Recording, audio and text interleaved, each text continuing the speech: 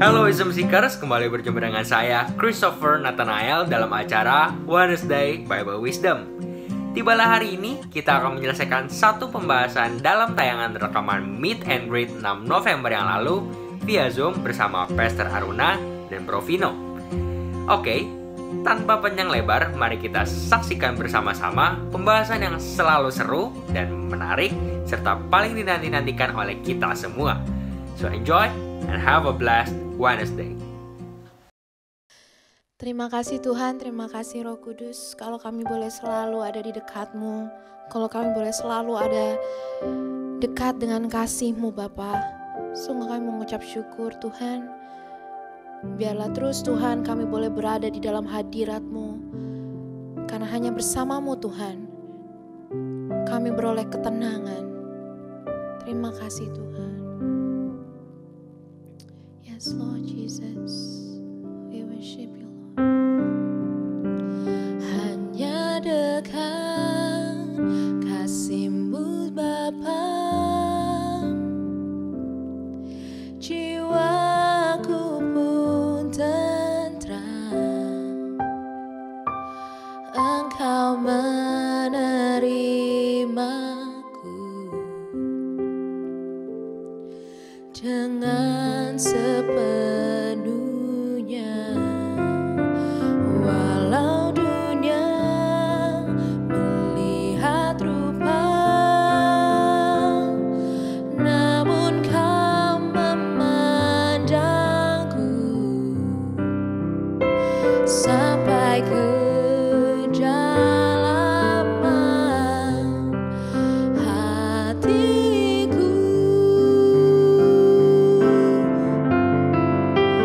Tuhan inilah yang ku tahu, Kau mengenal hatiku jauh melebihi semua yang terdekat sekalipun. Tuhan inilah yang ku mau, Kau menjaga hatiku supaya kehidupan memancar senantiasa.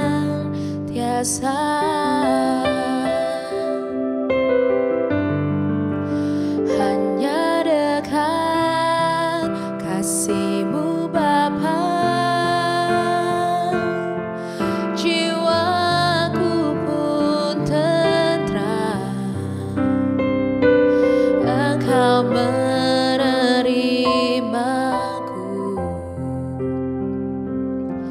dengan sepenuhnya. Walau dunia melihat rupa, namun Kau memandangku sampai kedalaman hatiku. Tuhan inilah yang ku tahu, Kau mengenal hatiku jauh melebihi semua yang terdekat sekalipun. Tuhan inilah yang ku mau, Kau menjaga hatiku supaya kehidupan memancar senantiasa. Tuhan inilah yang ku tahu, Kau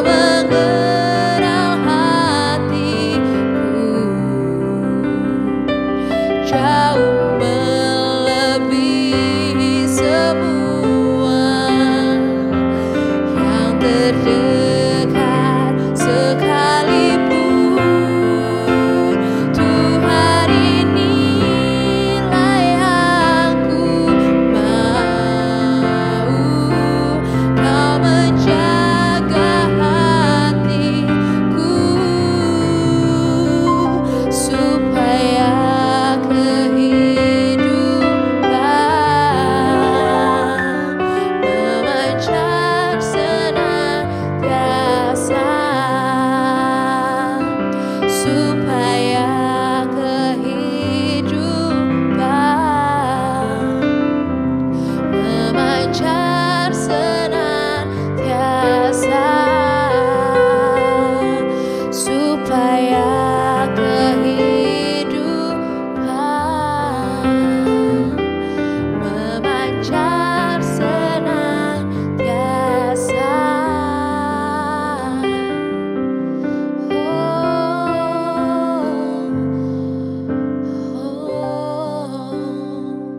Haleluya, haleluya.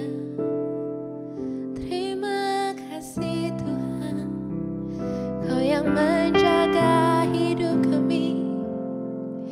Biarlah kami boleh berada di hadirat-Mu, menikmati Engkau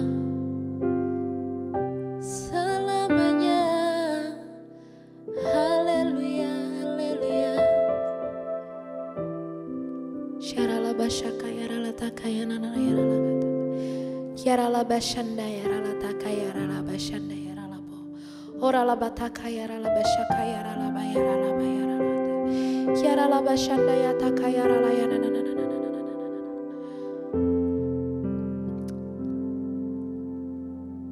Terima kasih Tuhan. Terima kasih kalau kami boleh berada di dalam hadirat-Mu,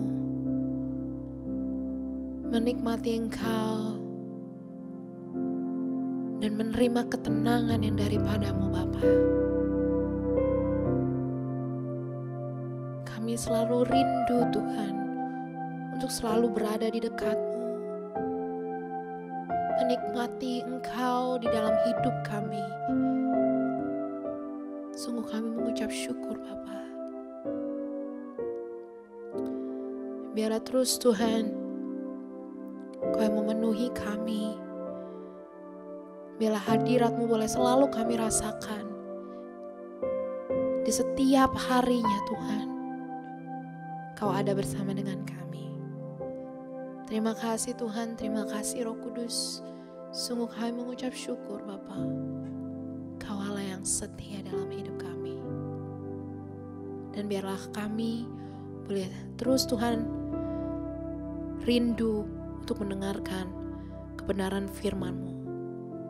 Persiapkan hati kami ya Bapa. Di dalam nama Tuhan Yesus kami siap. Haleluya. Amin. Jadi kalau ditanya robotik apa hologram, semuanya pokoknya teknologi. Ya. Dan hebatnya Alkitab sudah cerita bahwa nanti penutup zaman ini adalah the real high technology.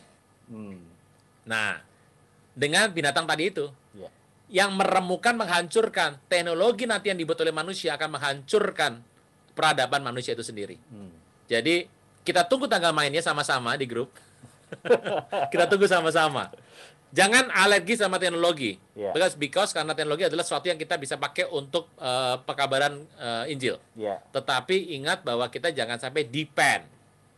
Dan jangan niru-niru saya ya. Ini saya tunjukin nih janji Pak Bro tadi. Iya, iya. Di-shoot ya. Ini handphonenya Pak Rona boleh reset. Nih, Bapak Ibu. Saya besarkan. Iya. Sebentar di zoom. Oke, nih. 16 tahun yang lalu saya pegang ini. Sampai sekarang. Dan barangnya udah nggak ada. Ini barang udah nggak ada. Dan Pak Rona punya kanibalannya. Oke. Udah ya. Nanti nonton lagi. Oke. Ya. Dev, Oke ya. seperti itu Dev. Sementara itu dulu. Ya, aman. Terima kasih, Pak. Thank you. Yang lain masih ada? Ada lagi yang mau bertanya? Shalom Pak. Hey, shalom. Shalom Pak. Bu Rama, shalom. Ya, shalom. Pak, kemarin ini saya sempat baca teduh, terus baca dari Lukas 12 ayat 38. Nah, ini disebutnya dalam Alkitab Inggris NLT sama Amplified, Pak. Nah, ini saya dapat Tuhan Yesus sudah datang mempelai Kristus. Tuhan Yesus akan datang, disebutnya in the second watch or even in the third watch. Lukas ke berapa? Lukas 12 Oke.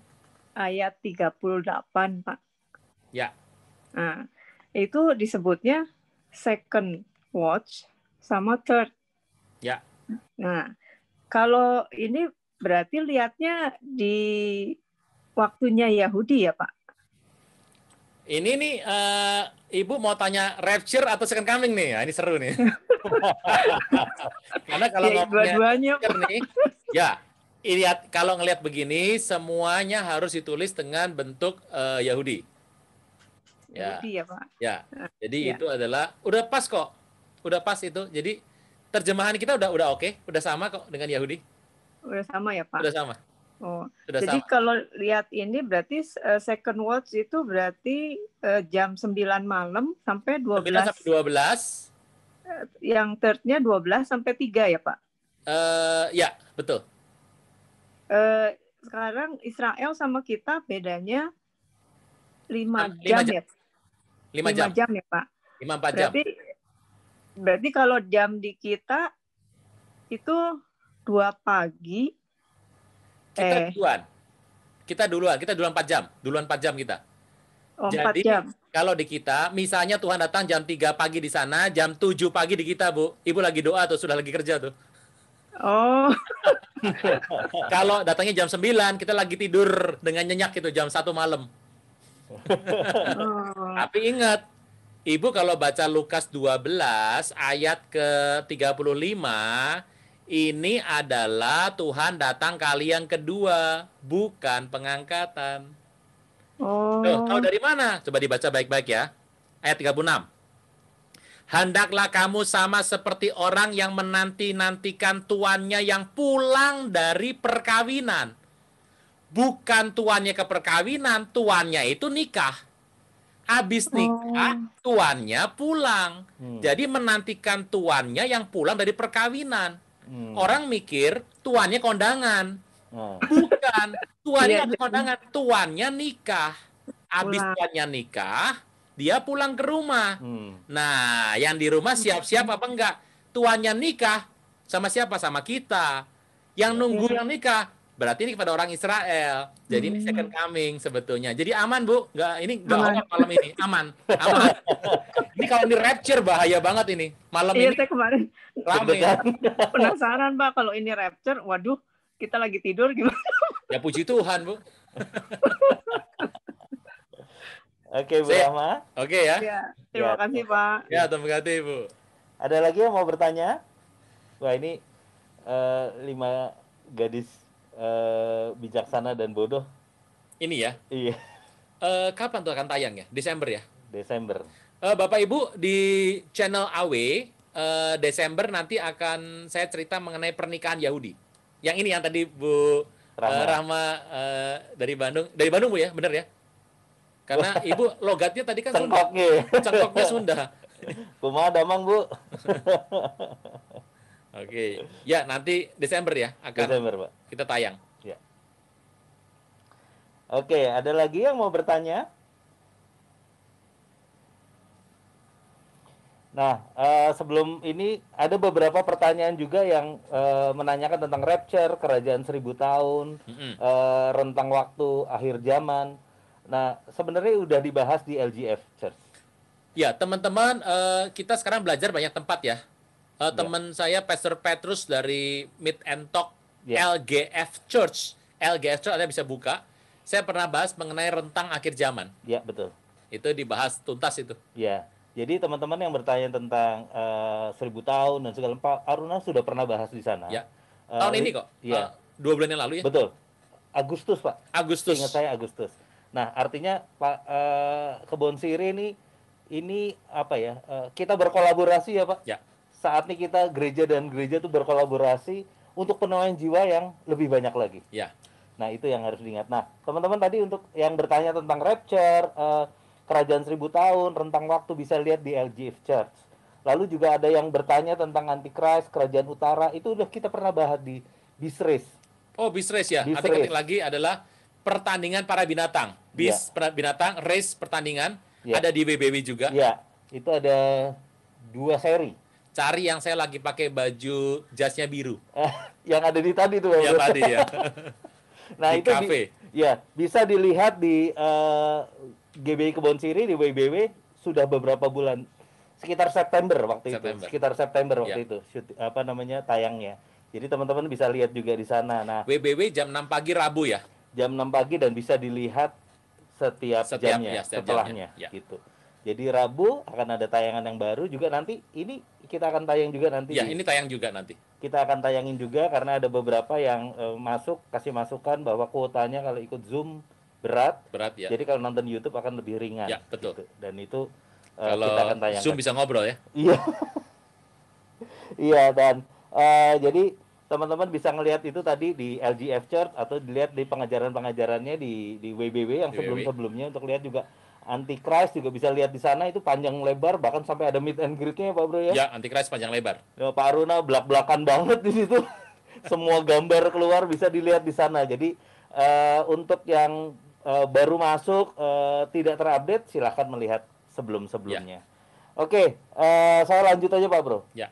Tadi tentang Nephilim Pak Bro. Nephilim. Nah, sebelum ke Nephilim tadi kan anak-anak Tuhan bertemu dengan anak-anak manusia Pak Bro. Ya. Nah, ada pendapat bahwa Adam bukan manusia yang pertama. Ya. Nah, terus juga ada cerita tentang dinosaurus itu ada berjuta-juta tahun yang lalu. Nah, kalau di Alkitab dimentionkan baru sekitaran 1000 Pak Bro. Ya, gini. Jadi gini, Bapak Ibu pelan-pelan ya. Dikatakan di sana bahwa Adam, Anda kalau ngomong kata Adam, ya. Nah ini saya kesini ya. Siap.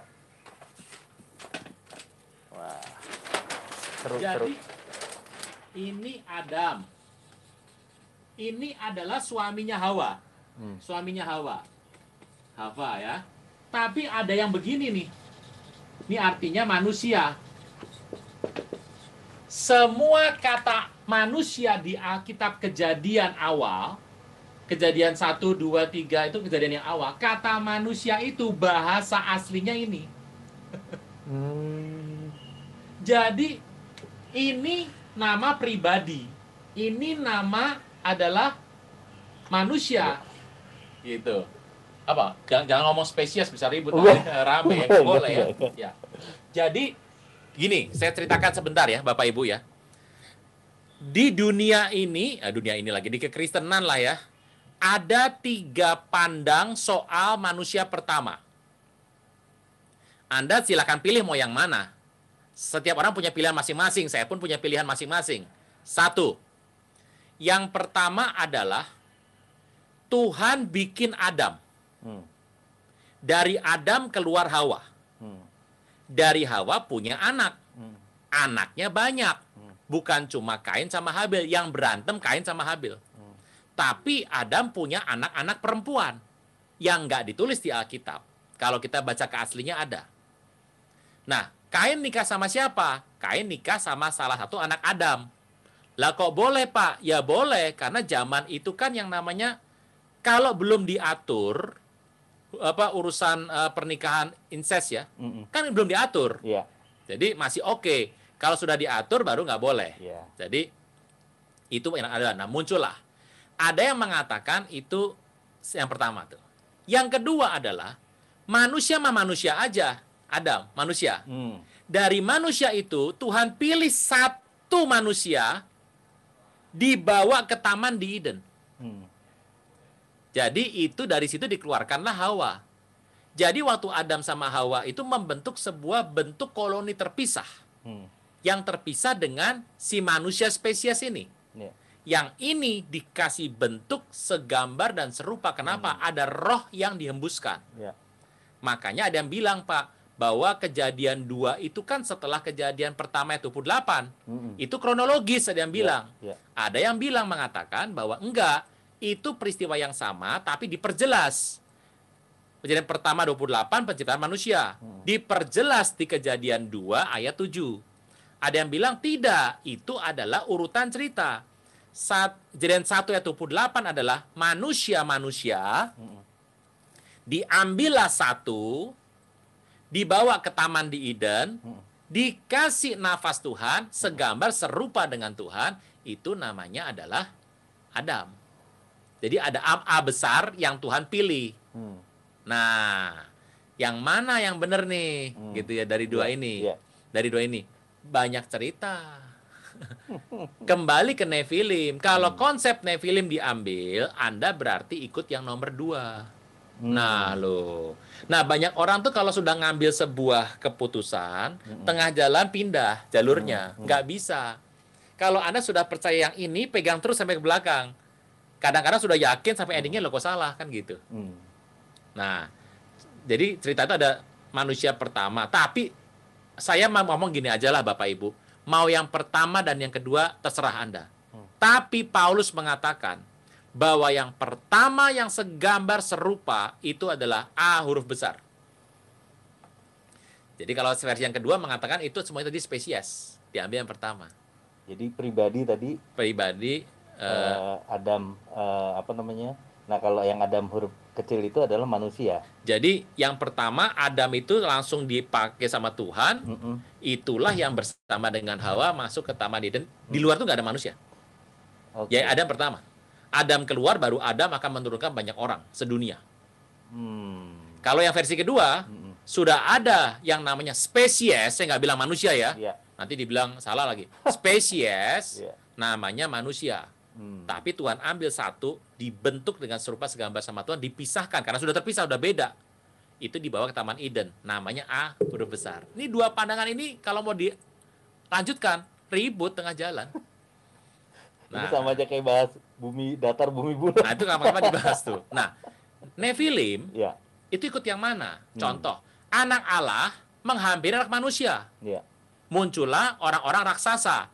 Bukan raksasa buto hijau itu. Genetiknya sudah mutasi. Contohnya begini. Siapakah anak Allah itu? Siapa anak manusia itu? Kalau pakai versi yang pertama, itu dikatakan bahwa anak Allah itu berarti anak keturunan dari Set. Set. Karena Set yang terpilih. Dan sedangkan anak manusia itu anak keturunannya Kain, yang non-Set. Pusing nggak nih? Udah jam 8:30 nih Bapak Ibu. 9. Pusing nggak? Nah, yang versi kedua, anak Allah itu adalah yang mengatakan, kalau itu jadi berarti seperti itu ya. Yang kedua, anak Allah itu adalah malaikat yang jatuh mengawini anak manusia, yaitu anak-anak keturunan dari Kain. Jadi yang namanya versi pertama bisa ada 2 cabang lagi. Versi kedua ada 2-3 cabang. Ini kalau nggak konsisten berpikirnya, tengah jalan akan nanti pokoknya susah, berantem. Belum paham benar Sudah ngomong. Dan mendebat orang tanpa dia berpikir 3 langkah ke depan. Tetapi kalau Anda percaya pertama, anak Allah bisa anaknya Set, anak manusia anaknya Kain. Ada yang kedua mengatakan anak Allah adalah malaikat yang jatuh, anak manusia adalah anaknya Adam dan Kain. Gitu. Jadi itu garisnya. Ada yang mengatakan bahwa anak Allah ini adalah anak-anaknya Adam, kan udah punya nafas hidup tuh. Yang mendatangi anak-anak yang nomor 2 ini. Anak-anak manusia yang bawah ini. Makanya dikatakan anak Allah menghampiri anak manusia. Kenapa tidak anak manusia menghampiri anak Allah? Menghampiri itu musim kawin. Yang punya musim kawin itu binatang. Manusia itu nggak punya musim kawin. Binatang ada musimnya. Makanya anak Allah nggak punya musim kawin, mendatangi anak manusia punya musim kawin. Karena kalau anak manusia itu edisi nomor 3, nomor ini, yang bawah nomor 2 ini. Ini pusing nggak Pak Bro? Pusing ya? Pusing saya gambar. Anak Allah, Allah dan anak manusia. Nih, versi pertama anak Allah adalah anak dari Set. Anak manusianya keturunan dari Kain. Anak Allah versi kedua adalah anak Allah ini malaikat yang jatuh. Ini anak-anak keturunan dari Kain dan Set. Begitu. Oke. Nah, yang ketiga adalah anak Allah ini adalah anaknya Adam. Anaknya Adam. Anak Adam itu mana? Ya Kain dan Set. Sama nih Kain dan Set. Anak manusia itu yang ini. Namanya nih X, Itu. Muncullah nanti yang namanya Nephilim. Mana yang Anda mau pilih? Gitu. Ini ke atas ada ceritanya lagi. Kalau Anda percaya bahwa Adam itu manusia pertama, tidak ada ini, dia benar-benar pertama, Anda harus memilih antara ini dan ini. Tuh, kan itu saya lucu gini, ada orang yang ngotot di sini, padahal dia percaya yang itu. Gimana ketemunya? Iya. Jadi ada jalur decision tree. Berpikirnya dari pohon. Sekali langkahnya sudah salah, ke belakang salah semua. Iya. Nah, ini kira-kira seperti ini. Dan kalau dia baru tahu sebentar, dia tidak menerima pandangan yang lain. Bukan diskusi namanya. Iya. Veto. Iya. Kalau sudah veto, saya mundur. Udah debat kusir nanti Pak Bro. Iya. Oke, Pak Bro. Ini jelas di sini nih. Jadi manusia Nephilim ini berarti kayak mutan loh Pak Bro. Mutant, yes, mutant. The fallen ones. Genetik yang jatuh. Kayak film X-Men tuh Pak Bro. Oh, kalau itu kan kelebihan ya. Iya. Justru mutan ini turun. Derajatnya di bawah kendali turun dari ilahi. Oh. Ingat, Adam punya yang namanya nafas ilahi loh. Iya. Derajatnya naik loh. A besar loh. Sedangkan ini drop ke bawah. Gitu. Oke. Siap. Oke, Pak Bro. Ini kita kalau dulu. dipanjangin, saya harus buka sedikit nih Bapak Ibu ya. Nih, kalau dipanjangin sebetulnya yang paling bisa bertahan dalam gempuran itu adalah yang nomor 3. Tapi saya tidak akan menyuruh Anda untuk nyuruh Anda pilih ya. Maksud gini, jangan ikuti siapa-siapa. Anda mikir baik-baik saja. Cuma saya harus sudah buka sebentar bahwa kalau berdebat yang bisa nafasnya paling panjang, yang nomor 3. Karena ini masih ada bawahan lagi, masih ada ceritanya nih. Iya. Di pembahasan khusus Pak Bro. Oke. Sip. Oke. Ya. Ada yang bisa ditutup, ada yang kebuka tadi. Oke. Lanjut Pak Bro. Kan Ini sekarang kita bagi tumbler kapan nih? Habis ini Pak. Habis ini, oke. Habis ini. Ada 10 tumbler Pak Bro. Waduh, buat 10. teman-teman semua. Ya, oke. Iya. Lagi marak nih Pak Bro. Tentang LGBT. LGBT. Iya. Sebenarnya itu gimana sih Pak Bro? Tuhan kan udah bilang, Tuhan tidak menciptakan, Tuhan hanya menciptakan Adam dan Eve.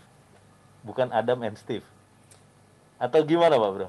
Kerusakan pola pikir karena dosa.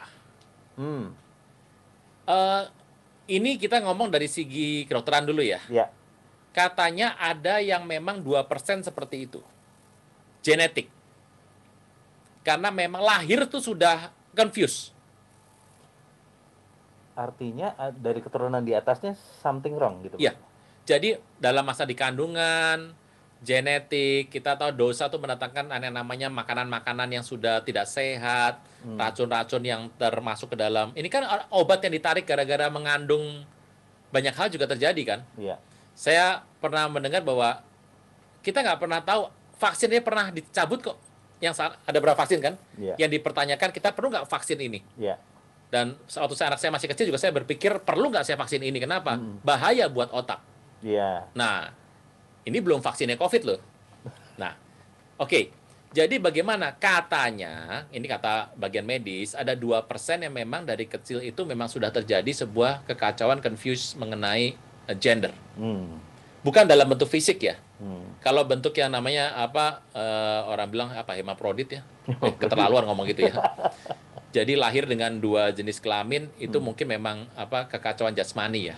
Confuse. Tapi ini confuse dalam bentuk mental. Mentally. Dan itu makin ke sini itu ada yang katanya 98% karena faktor lingkungan. Salah pergaulan, traumatik masa kecil, macam-macam lah. Nah, situasinya kemudian musuh utama dari orang percaya itu apa sih sehari-hari ini? Sekularisme. Oke. Itu yang bahaya. Kita bilang, oh musuh kita yang apa, dari yang keyakinan lain. Tidak. Sekularisme. Itu adalah lawan dari berestafet zaman dari rasul-rasul sampai hari ini. Semua karena sekularisme. Yang membuat entah manusia sombong pengen jadi Tuhan, atau kita berusaha mendekatkan Tuhan sama kita dengan cara dia direndahkan. Nah itu lebih kacau lagi itu. Aku jadi ingat waktu kita bahas tentang antikris, Pak Bro. Tentang benih yang baik. Benih yang baik akan menghasilkan benih yang baik juga. Benih yang jelek dengan benih yang jelek juga. Yang kesalahan 1 derajat akhirnya dia bisa menjadi besar ya. Iya. Jadi artinya gini, sama seperti kayak bangsa Israel, Yahudi ya Pak Bro. Waktu dia pertama kali dia tidak menerima Tuhan dan akhirnya di stretch sekarang sampai sekarang. Bagaimana apa yang dia lakukan sekarang itu semakin jauh gitu. Jadi pentingnya bibit itu harus baik. Karena bibit itu, jadi gini, kayak kita hari ini bertanggung jawab terhadap masa depan di bawah kita. Jadi kita harus baik supaya di bawah kita baik. Kecuali kita nggak mau mikir. Gitu. Ini yang sisi yang hilang sebetulnya. Nah ini seru lagi nih, kita kolaborasi lagi nih. Ini kan teman-teman saya pernah bersama teman-teman di LGS Church bicara mengenai pemuritan. Agung.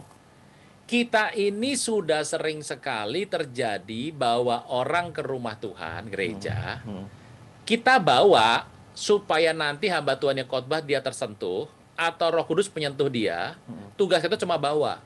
Itu bukan amat agung loh. Kita mendengar orang bertobat, wah puji Tuhan, kita bersuka cita, selesai. No. Kesalahan utama adalah pertumbuhan tuh nggak dipelihara. Jadi nempelnya sama yang namanya carang kepada pohon utama, pokok anggur itu nggak terjadi. Jadi sekedar cuma euforia, ya lahir baru. Apalagi memindahkan aja jemaat tuh. Itu lebih parah lagi situasinya.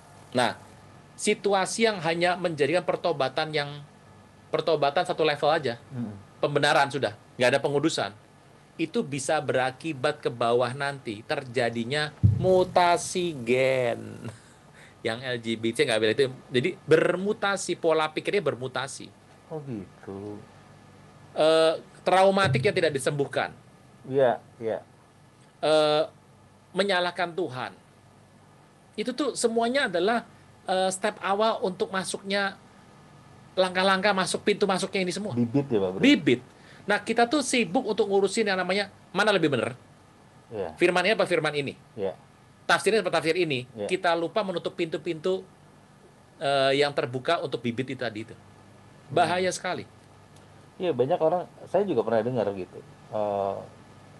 Katanya ini kayak mohon maaf nyebutnya kayak penyakit, jadi bisa menular gitu Pak Bro. Bukan pergaulan. Jadi pergaulan buruk merusak kebiasaan baik. Iya. Kepengaruh kan nggak mungkin langsung, pelan-pelan. Iya. Main halus ya Pak Bro. Saya harus bicara 2 hal hari ini nih, mungkin ada teman-teman nih. Satu, Rasul pada abad pertama itu menaruh di kepalanya pikiran bahwa Tuhan akan datang di zaman dia hidup. So dia habis-habisan. Toh Tuhan nggak datang juga pada hari itu. Nah pertanyaannya, kita kan nggak sekarang. Kita berpikir bahwa Tuhan datang nanti pada zaman cucu saya, buyut saya. Perbedaan itu akan merusak perjalanan iman kita.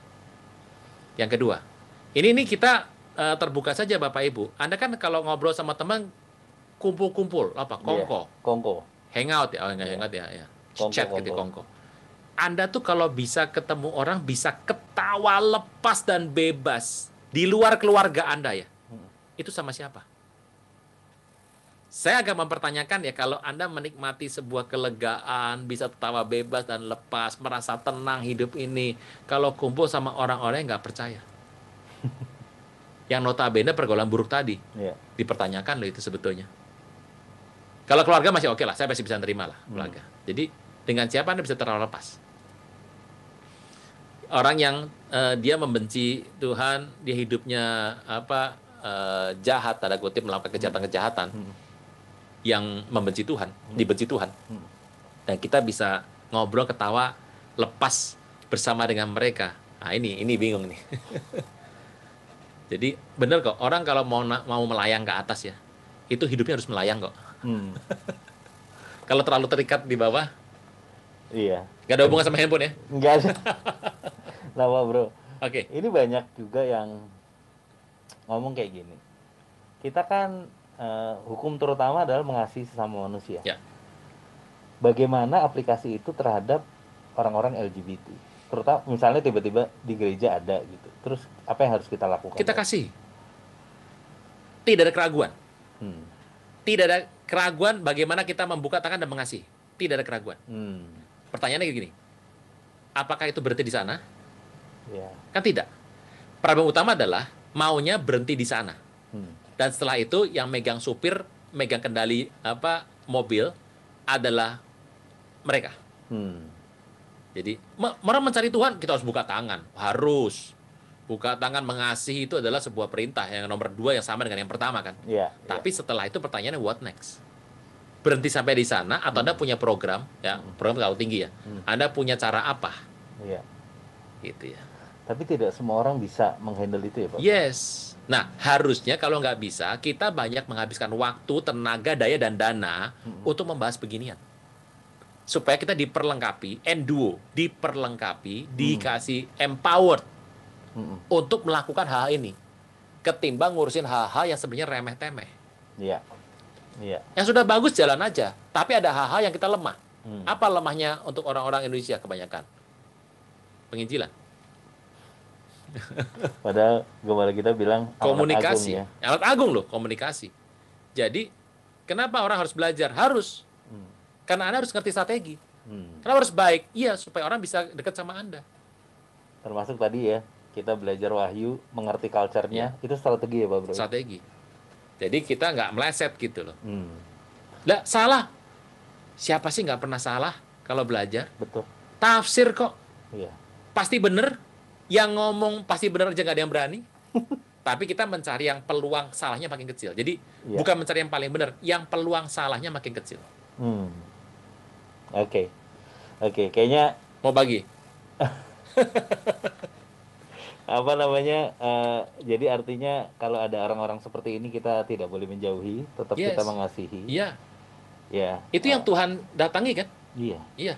Dan jangan kaget tiba-tiba Tuhan kirim itu, karena itu bagian daripada amanat agung. Masih ingat yang ada di Gerasa, Gadara? 2 orang pria dalam gua telanjang. Ngapain coba? Tuhan datang loh. Tapi ada next-nya tuh. Panjang. Kalau kita kan maunya tahap awal aja berhenti. Ya sudah, selesai. Nggak mau ribet Pak Bro. Ya nggak mau ribet, itu susah ya. Ya kalau ada panggilannya mungkin ya. Atau Justru, gimana? Saya ini orangnya suka mendekati orang-orang yang punya panggilan. Kalau orang bertalenta, saya mau deket.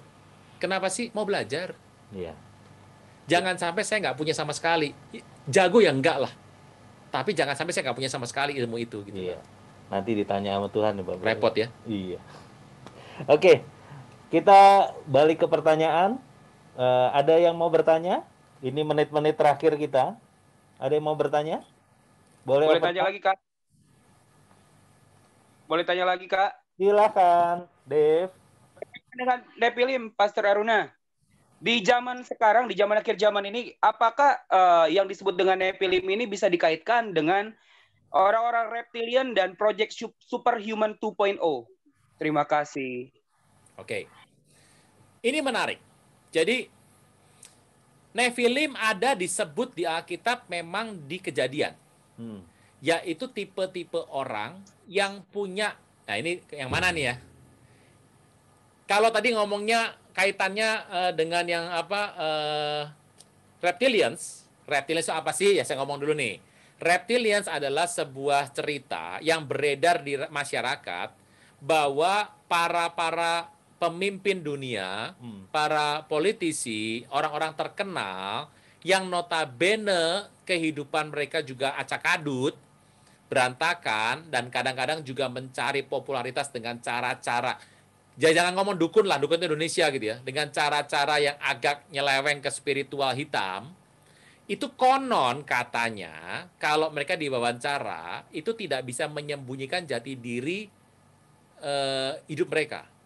Karena mereka itu bersinggungan dengan kuasa-kuasa gelap untuk mencari popularitas, pencapaian hidup, keuangan lebih besar, maka karena mereka bergaul dengan kuasa kegelapan itu, waktu diwawancara dengan pixel yang lebih bagus ya, seringkali mereka itu matanya bisa terlihat unik dan aneh, tampilan mukanya unik dan aneh, gerakan-gerakan unik dan aneh yang nggak mungkin dibuat sama orang-orang biasa. Contoh, nih biar jelas. Ini yang ada di lapangan ya, saya nggak bilang saya percaya loh, ini di lapangan ada. Misalnya lagi diwawancara, matanya orang bule kan matanya biru atau hijau. Tiba-tiba matanya begini. Set, kayak ada mata reptil kan matanya cuma ada satu garis itu. Gitu. Kalau mata kucing kan lebih gede, ini matanya tipis, kayak mata ular. Set sebentar. Perhitungannya sepersekian detik. Atau kalau dia di foto, itu mukanya ada berubah sedikit. Atau waktu dia bicara, seringkali menjulurkan lidah tanpa sadar. Nah, ngomong gini, gitu. Dan itu berkali-kali. Dan itu hanya pada situasi tertentu. Nah, video-video ini beredar. Dan menyatakan bahwa orang-orang ini sebetulnya adalah menggunakan kuasa-kuasa tertentu gelap untuk mencapai posisinya. Karena kuasa itu kuasa dari ular si jahat, makanya bentuknya reptilians itu panggilannya. Di Alkitab ada nggak? Ada. Yang pernah dikatakan bahwa satu ketika dasar orang kereta, binatang buas. Masih ingat ya? Di Alkitab itu ada tuh. Ternyata ada orang-orang kereta dikatakan oleh Titus atau Timotius mengatakan binatang buas. Lo orang kok. Oh, ternyata kalau orang itu hidupnya dengan kuasa-kuasa gelap, nggak cuma tindakannya, perilakunya, tampilan fisiknya pun lama-lama bisa mencerminkan kuasa gelap tersebut. Nah, pertanyaannya, Nephilim tuh mereka bukan? Oh, kemungkinan tidak, walaupun konsepnya sama. Nephilim adalah manusia-manusia raksasa yang dikatakan sebagai mutasi gen. Makanya kan hari itu hobinya tuh keinginan hatinya cuma jahat aja. Bayangkan ya, Anda bisa baca Kejadian 6 tuh. Keinginan hati mereka, saya bacakan sebentar, Kejadian 6 ayat ke-5. Kejahatan manusia besar di bumi dan segala kecenderungan hatinya. Jadi bawaan hati itu maunya jelek terus gitu loh. Jester. Jadi kecenderungan hatinya. Itu namanya Nephilim. Dan apakah Nephilim akan muncul lagi di waktu akhir ini?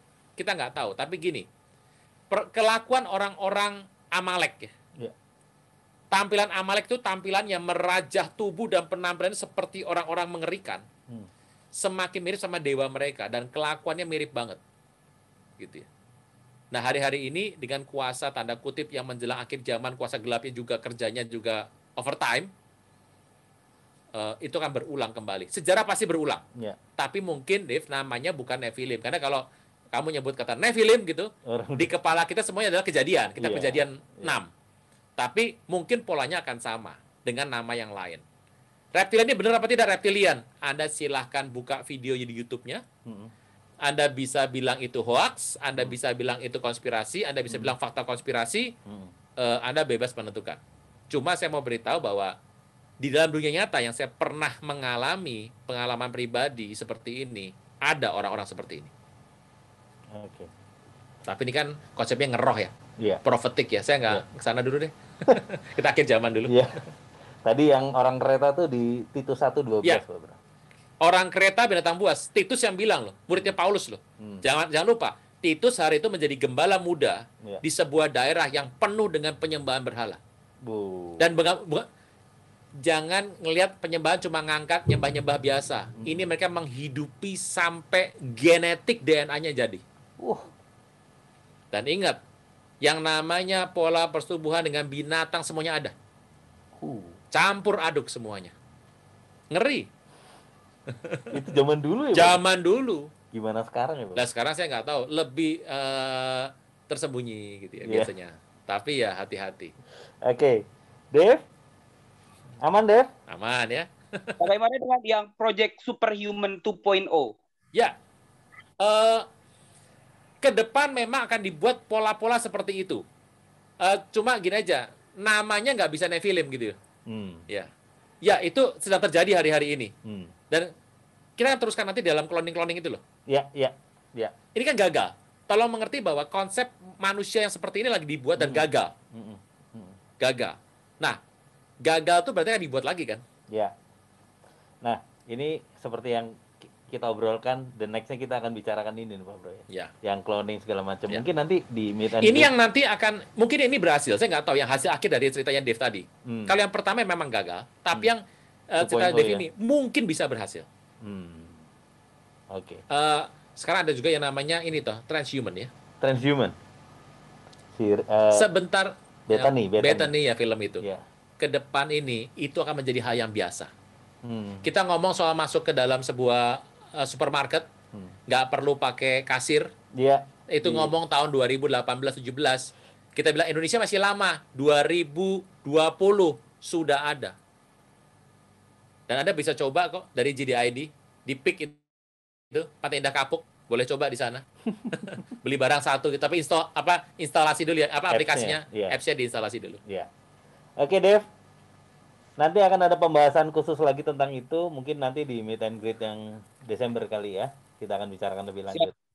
Oke, Siap, terima kasih. Tadi udah buka mic lagi Pak Ronald. Mau tanya Pak Aruna, untuk yang kejadian 6 ayat 1 yang tentang anak-anak Allah, apakah ada korelasinya dengan Ayub 2 ayat 1, pada suatu hari datanglah anak-anak Allah? Itu yang pertama. Yang kedua, kan pada saat kejadian Nuh itu kan seluruh manusia muka bumi dimusnahkan. Ya. Nah, kenapa ada lagi yang orang Amalek, orang Kanaan, atau bangsa yang tinggi-tinggi besar seperti Goliat itu, Pak Aruna? Oke. Kasih. Kalau tinggi besar tentu saja kita ada. Nggak ada masalah karena memang itu masalah genetik ya. Ingat, yang tinggi besar itu bukan orang-orang Filistin, tapi adalah suku Refaim. Suku Refaim itu Anda pernah dengar Raja Og sama Raja Sihon dari Hesbon, Raja Og dari Basan, itu 4 meter tingginya. Jadi orang raksasa itu ada betul, hari itu ada betul. Tapi bukan raksasa dia Amafti tingginya sampai 20 meter, tidak. Tingginya cuma sekitar 4 meter, 4,5 meter. Goliat tuh kecil sebetulnya. Itu dari suku Refaim, memang keturunan. Itu ada. Kok bisa begitu? Ya memang ada kok. Tapi sudah habis semua pada zaman suku Refaim dibabat sama Musa.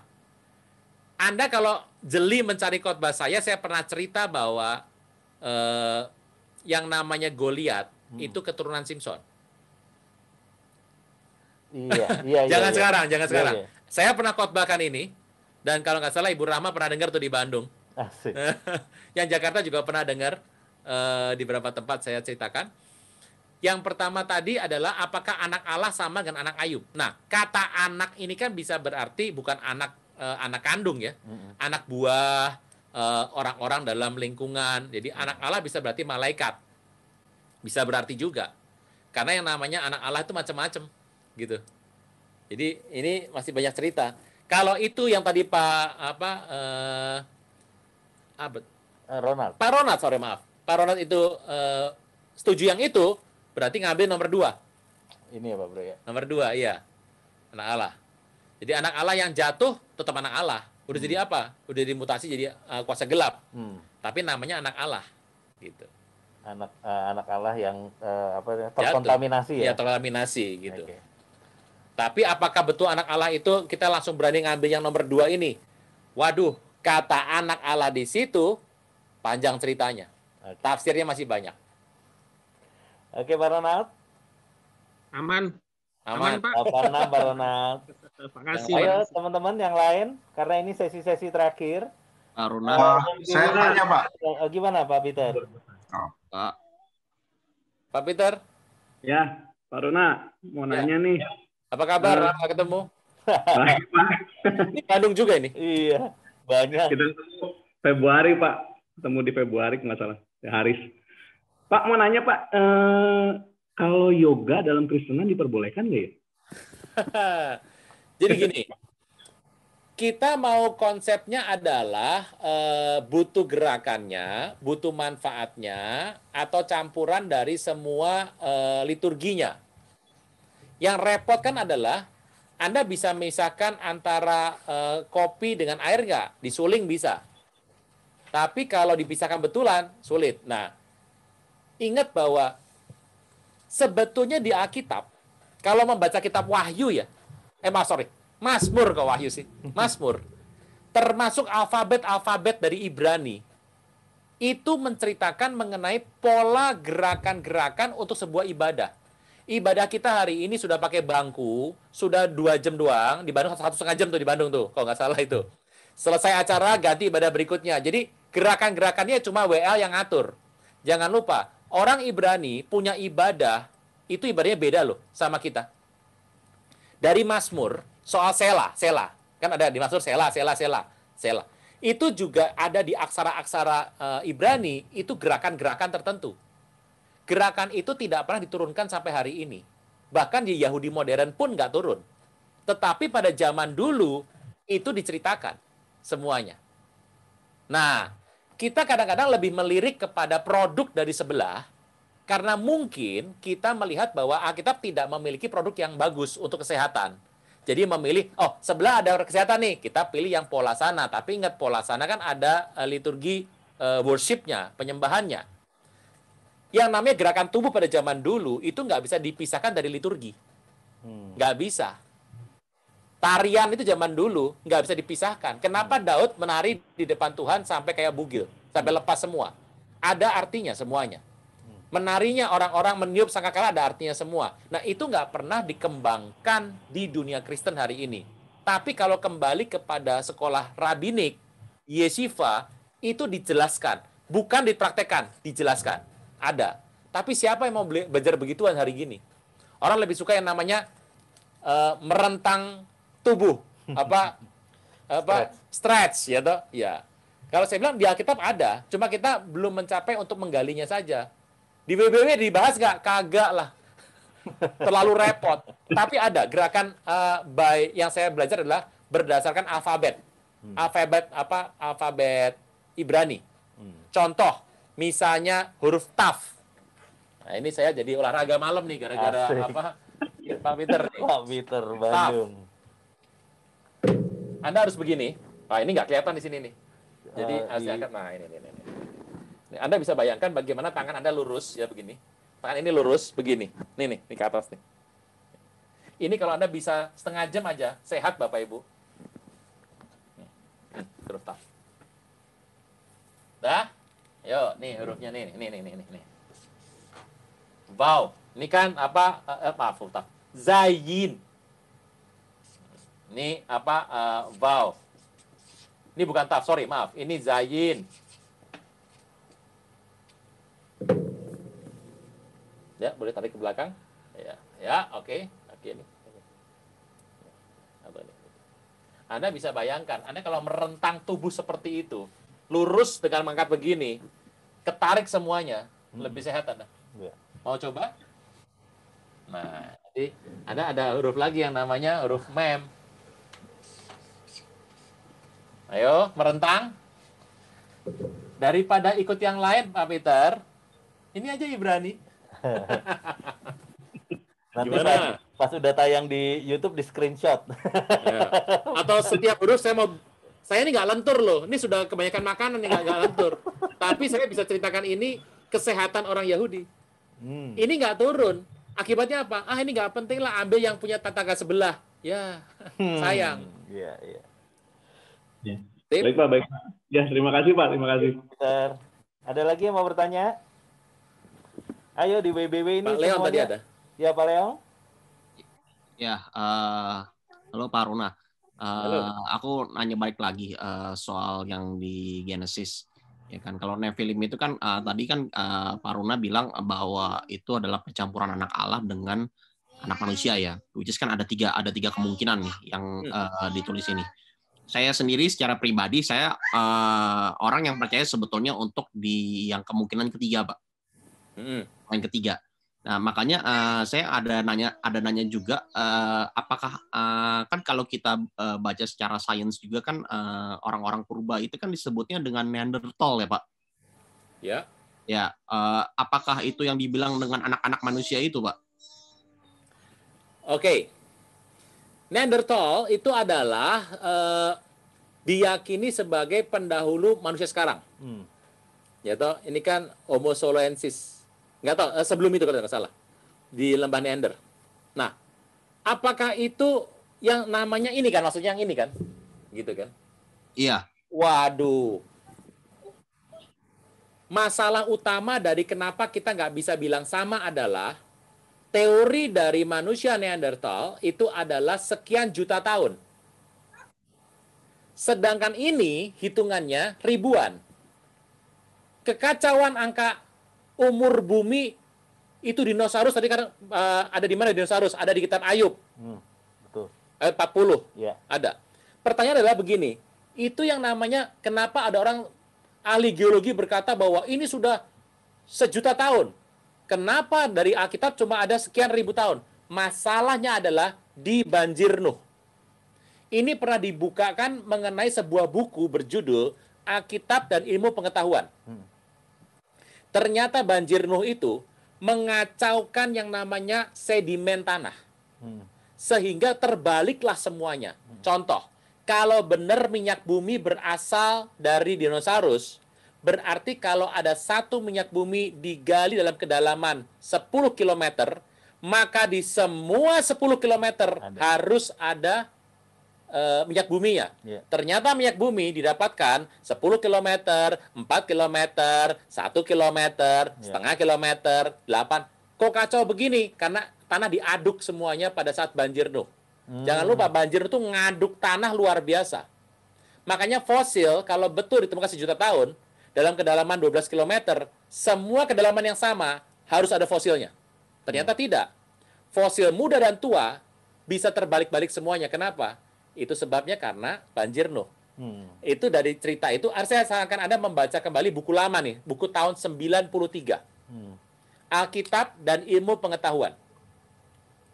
Udah nggak ada bukunya kali, udah nggak ada. Di rumah saya masih ada. Nah, dari cerita inilah kita nggak bisa mengatakan bahwa manusia Neander itu sama dengan peristiwa ini. Karena mereka bersikukuh dengan teori itu mereka sekian ratus ribu tahun. Kalau mereka mau sedikit mengambil sedikit lean dan mengatakan bahwa ini ada faktanya, tapi kami nggak bisa temukan yang namanya tahunnya, kita bisa diskusi. Kami sudah memotok begini, akibatnya adalah Alkitab sama ini berbeda. Ini saran saya nanti cari bukunya, ini bagus banget bukunya. Saya baca ini di tahun kedua saya bertobat. Udah lama banget ya. Lawas banget. Lawas banget. Sampai sekarang saya masih suka buku itu. Oh iya, Pak Bro. Iya, karena cuma ada satu. Nah itu kan kalau kita mau bilang ilmu pengetahuan, harusnya buku itu ada kelanjutannya, Pak Bro. Karena ilmu pengetahuan kan terus bertumbuh, Pak. Karena penulisnya sudah usia lanjut. Pak Bro yang lanjut. Oh enggak. Jadi itu menjawab semua perbedaan antara ilmu pengetahuan dan Alkitab. Tentang ada manusia pertama, semua dibahas. Ternyata Alkitab jauh lebih unggul. Bukti terakhir adalah Pulau Galapagos. Ya, mengatakan manusia dari kera. Aduh namanya, saya tiba-tiba lupa. Darwin sebelum mati, teman-teman harus buka kembali kisahnya. Bertobat. Charles Darwin sebelum meninggal, apa yang dia katakan? Seandainya aku tidak menemukan teori itu. Iya. Karena dari beberapa media massa dikatakan bahwa Darwin dibodohi sama seekor babi dan kera. Beberapa tulang yang ditemukan oleh Darwin itu tulang babi dan tulang keledai. Tapi kan kita sudah tahu bahwa ya ilmu pengetahuan bukan cuma sejarah ya. Sejarah ditulis oleh pemenang. Pengetahuan ditulis oleh yang pemenang juga. Ya, jadi coba Anda Bapak Ibu baca, cari bukunya. Nanti kita akan ngobrol lebih seru lagi. Itu katanya Darwin bertobat ya Pak Bro terakhir ya? Saya nggak tahu dia Sebelum bertobat apa meninggal. tidak. Yang pasti itu adalah yang bertobat itu adalah Abraham Maslow. Kalau Darwin saya nggak tahu, tapi dia menyesal menemukan teori itu. Oke. Pak Leon, ada yang mau ditanya lagi atau? Oke, Pak. Nanti saya cari tahu lebih jauh untuk. Iya, kita sama-sama cari baca bukunya. Nanti Pak Bro mau baca juga ya? Iya, pengen Pak Bro. Nggak kelar semalam itu. Seru banget. Oke. Oke, ada lagi yang mau bertanya? Terima kasih. Saya mau tanya Pak. Silakan. Ya Pak, saya mau tanya tentang ini Pak. Apa ya mungkin agak ini ya. Fenomena alam yang terjadi Pak. Ini kemarin dibahas juga di WBW ya. Yang terjadi di Indonesia baru-baru ini kebetulan tanggal 5 kemarin ya Pak ya, tentang tiang awan berbentuk topi di 7 gunung di Indonesia itu Pak. Itu kira-kira kalau menurut Pak Aruna itu apa itu Pak? Pesan apa itu Pak? Kenapa itu terjadi secara bersamaan Pak di waktu yang bersamaan di Indonesia gitu Pak? Ya, seru sih. Sebetulnya awan bertopi itu sudah berapa kali terjadi di Dieng. Jadi awan bertopi ini bukan yang pertama saya lihat di Indonesia. Yeah. Di tahun 2018, 17-18, awan bertopi di Dieng itu besar sekali. Nah, fenomena apa? Mau bilang bahwa ini tangan Tuhan melindungi Indonesia, mau melindungi 7 gunung. Ini levelnya sebetulnya bukan akhir zaman, ini prophetic end times. Yeah. Dan saya ini paling hobi prophetic end times. Cuma masalahnya kalau udah prophetic end times, ada berapa hal yang tidak bisa diungkap ke publik. Karena masalahnya Bapak Ibu kan tahu ini kan di YouTube. Yeah. Harus orang yang berpikir dengan platform yang sama. Yeah. Kalau enggak, isinya sesat semua nanti dibilang. Tapi seru, soal tanda ini, Indonesia tuh mengalami tanda-tanda luar biasa. Termasuk bersama-samanya berbagai macam gunung berapi, semuanya aktif bersama-sama. Yeah. Kemudian terjadinya gempa di mana-mana, dan yang unik gempa Indonesia, satu hari saya pernah ada satu orang yang dia suka meditasi, bukan dari kepercayaan Tuhan Yesus. Dia tuh pernah bertanya kepada kami sebagai orang percaya, ini kok gempa geser-geser terus ya? Belum saya pindahkan sudah terjadi lagi di sini. Nah, ini ucapan ada di lapangan. Kok bisa begini? Ya, kami orang yang percaya Tuhan ketawa. Kenapa? Karena Tuhan berkuasa atas segala alam semesta. Yeah. Pertanyaannya adalah, fenomena apa? Wah, ini levelnya fenomena nih ya. Jadi bukan firman Tuhan loh ya. Bukan Alkitab nih, levelnya. Fenomena apa? Jawabannya satu. Signal-signal sorgawi.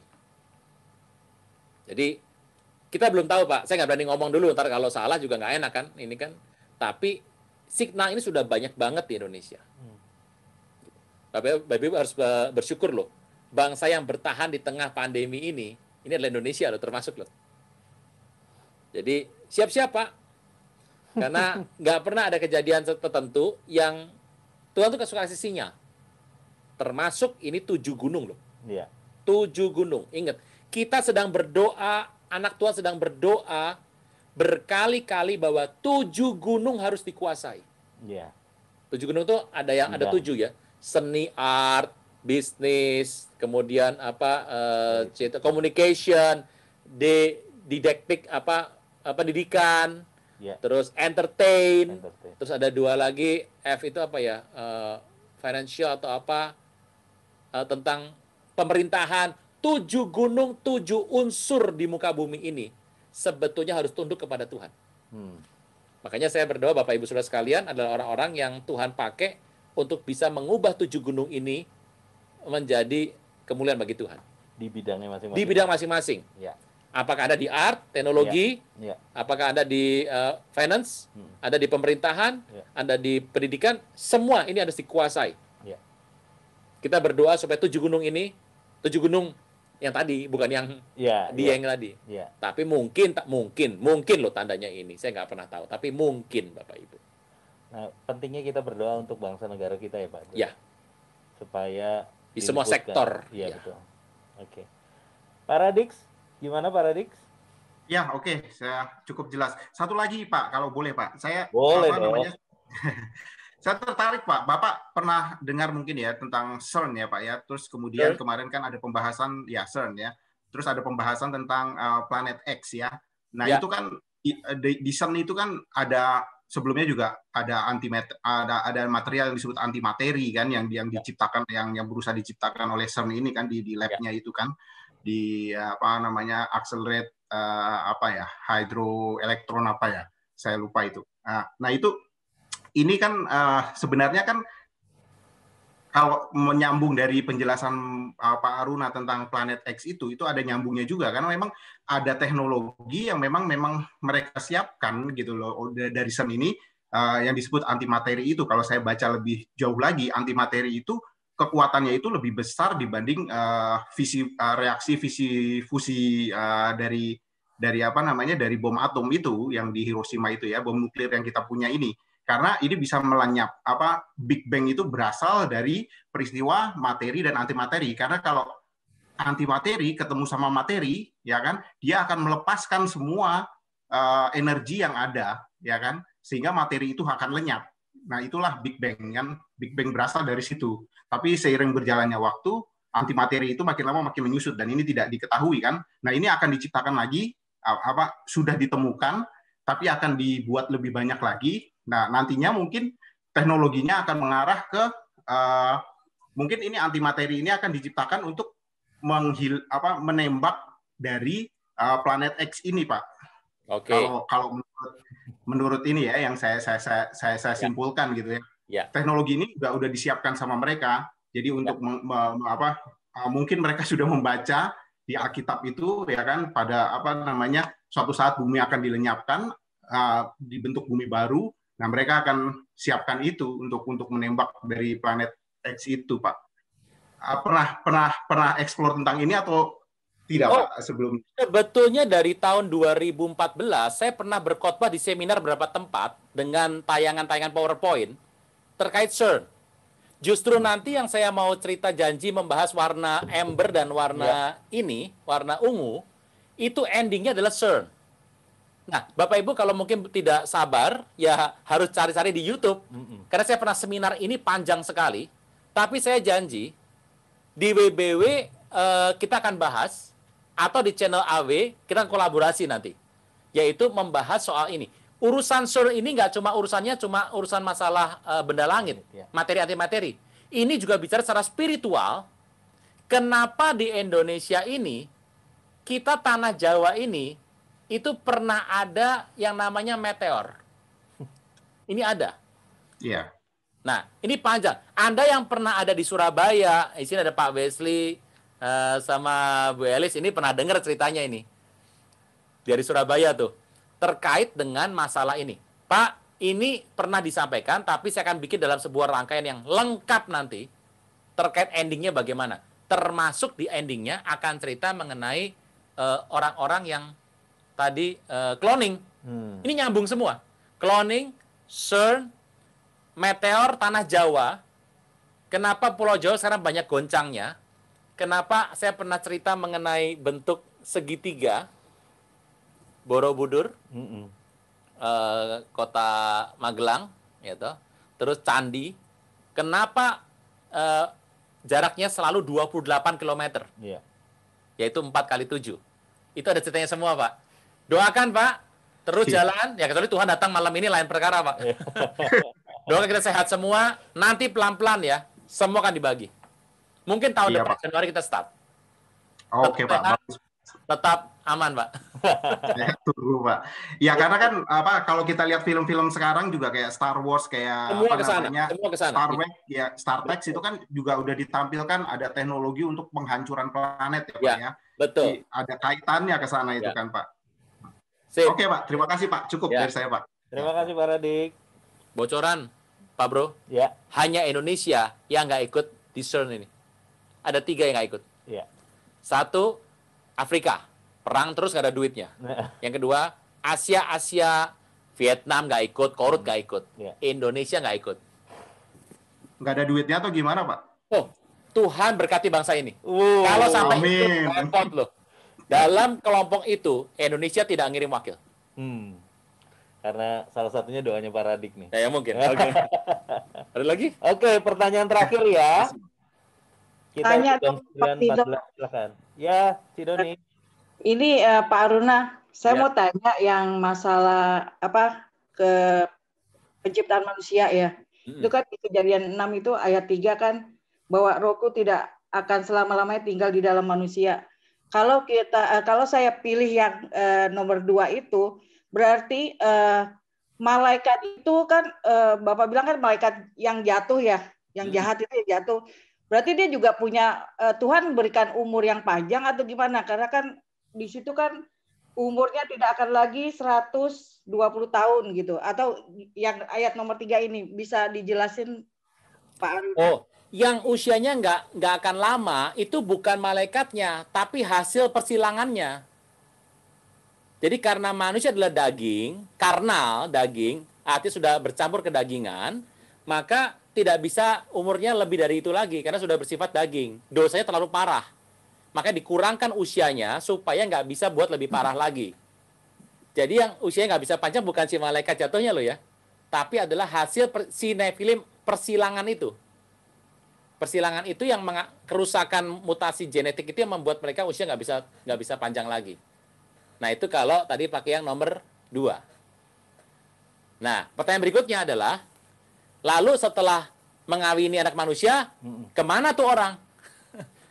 Kan malaikat jatuh nggak bisa mati dong. Ya. Balik kemana tuh orang? Nah, panjang. Kalau udah sampai sini, hilang udah. Makanya saya bilang tadi, dalam pertarungan perdebatan, yang harus terbuka, jangan saling menyalahkan ya, mencari kebenaran, yang nafasnya paling panjang, itu yang nomor 3. Tapi saya nggak bilang paling bener loh, Bu. Enggak. Karena masih ada lagi sebetulnya terusannya. Nah, ini kira-kira nanti tahun 2003 aja, 2023. Jadi bukan malaikat yang jatuhnya, Bu. Hasil persilangannya. Anak hubungan itu yang nggak bisa lama. Oke, kira-kira gitu, Bu. Oke, ini Pak, kemarin itu sempat rame di grup, Pak. Ini pertanyaan terakhir nih saya bacain, karena kemarin saya ikut nimbrung. Jadi Roma 13 ayat 1, Pak Bro. Ya. Tiap-tiap orang harus takluk kepada pemerintah yang di atasnya. Oke. Sebab tidak ada pemerintah yang tidak berasal dari Allah. Ya, setuju. Dan pemerintah-pemerintah yang ada ditetapkan oleh Allah. Iya, betul. Pertanyaannya, kita harus taat sama pemerintah atau pimpinan kita? Waduh, ini kalau dibahas, nanti lama-lama Herodes mau bunuh Tuhan Yesus, Yosefnya lari, Yosefnya dosa. Ini ada kesalahan, saya nggak bilang salah, ada cara pandang yang berbeda. Jadi pada bahasa aslinya adalah ide pemerintahan, struktur pemerintahan, government, itu dari ilahi sorga. Oke. Jadi, kenapa sih ada negara-negara dengan pemimpinnya fasik, diktator, segala macam? Ya, karena orang-orang di situ orang jahat. Orang-orang jahat ini memilih yang jahat. Gitu loh. Tetapi kalau kita takut akan Tuhan, kita berdoa, yang terpilih orang yang Tuhan mau. Makanya penting kenapa kita harus berdoa. Jadi, tidak ada pemerintah tidak berasal dari Allah kan bahasanya. Itu pengertian aslinya adalah ide pemerintahan itu berasal dari Allah. Anda bisa milih yang namanya ketua, wakil ketua, bendahara, koordinator A, B, C di wilayah A, B, C, segmentasinya di negara apa sana sini sini. Itu pola pikir itu munculnya bukan dari mana-mana, dari ilahi. Oke. Jadi itu dimaknai dulu pemahaman itu, nanti pembahasannya lurus tuh. Karena kalau enggak, pemerintah suruh kita A, kita nggak lakukan, dosa. Pasang chip nggak mau, dosa, rusak semua. Karena pemahamannya harusnya adalah itu tadi. Ide pemerintahan itu dari Allah. Jadi artinya itu kembali lagi ke bibit ya Pak Bro? Iya. Jadi kalau mau dibilang, ingat Joseph disuruh bunuh anak, dia bawa Yesus lari ke Mesir. Ngungsi kan? Musa, bapaknya suruh bunuh, malah dilarung. Berarti salah dong, dosa dong, ngelawan pemerintah. Enggak kan ternyata? Nah, selalu akan ada ide pemerintahan sebetulnya. Yang diilhami oleh Tuhan. Jadi kita tuh menghormati pemerintah seperti kita menghormati pola struktur ilahi. Dan ingat, struktur organisasi ilahi itu ada yang namanya dihentikan, diteruskan, diganti, diubah loh. Ini kan nggak masuk dalam pembahasan Roma 13 tadi kan? Iya, betul. Makanya rame takutnya. Iya kan, kayak Daniel, Sadrak, Mesak, Abednego. Iya, endingnya nanti pasang chip boleh enggak kan gitu. Nah, udah panjang cerita sudah. Nah, itu pertanyaan dari Dr. Henry itu. Pertanyaan terakhir. Itu. Bapak di sorga, dalam nama Tuhan Yesus, terima kasih buat malam ini, buat semua kebaikan Tuhan dalam kehidupan kami berasakan. Kami ingin terus mau dekat sama Tuhan, kami mau belajar banyak hal, karena kami mengerti hari ini adalah hari yang makin mendekat dengan Tuhan datang segera. Berkati berlimpah-limpah umat-Mu, pelihara hidup mereka, jauhkan dari semua yang jahat, dan biar hati kami terus melekat sama Tuhan dalam waktu ini. Berarti semua kru yang ada hari-hari ini, semua tim, kami percaya biarlah tangan Tuhan menuntun kami senantiasa. Terima kasih, biarlah berkat dari Bapa dan Roh Kudus menyertai kita mulai pada malam ini, sampai Maranatha, bahkan sampai selama-lamanya. Dalam nama Tuhan Yesus, yang percaya boleh berkata, Amin. Amin.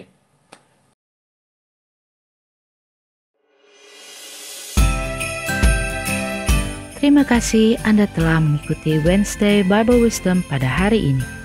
Kami mengajak Anda untuk berdoa, menyembah Tuhan, dan mendengar pesan firman Tuhan dalam acara Kul Menyembah via Zoom. Setiap hari Senin dan Jumat pukul 5 pagi dan setiap hari Rabu pukul 7:30 malam. Untuk informasi meeting ID dan password Zoom dapat menghubungi via WhatsApp ke nomor berikut ini. Ibadah Minggu tetap dapat Anda ikuti secara online melalui YouTube channel GBI Kebon Siri atau melalui aplikasi RCTI Plus. Anda dapat mengunduh aplikasi RCTI Plus di Apple Store atau di Play Store. Untuk ibadah online minggu depan, hari Minggu 6 Desember 2020, ibadah akan dimulai pukul 6 pagi. Pesan firman Tuhan akan disampaikan oleh Pendeta Ona Tahapari. Ibadah dapat dilihat setiap saat setelah waktu penayangan. Kami kembali mengajak Anda mengikuti GBI Kebon Siri Wednesday Bible Wisdom. Jangan mengasihi dunia. Dunia ini sedang senyap dengan segala keinginannya. Seri 1. Hari Rabu, 9 Desember 2020 pukul 6 pagi.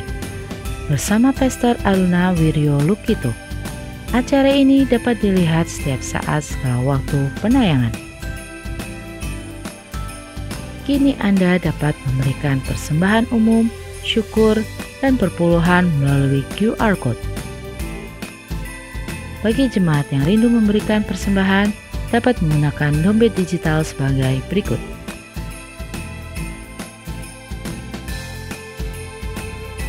Buka aplikasi e-payment yang akan digunakan. Scan QR Code yang tertera di layar.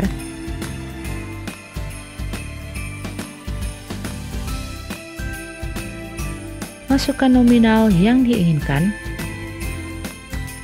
Klik OK atau lanjutkan atau confirm dan lakukan konfirmasi pembayaran. Selamat!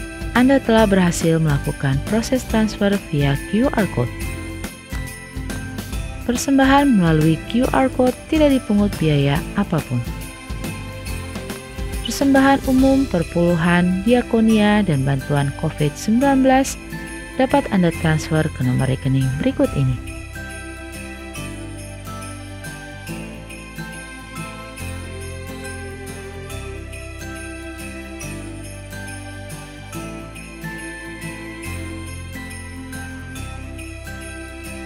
Demikianlah News Flash hari ini. Tuhan Yesus memberkati.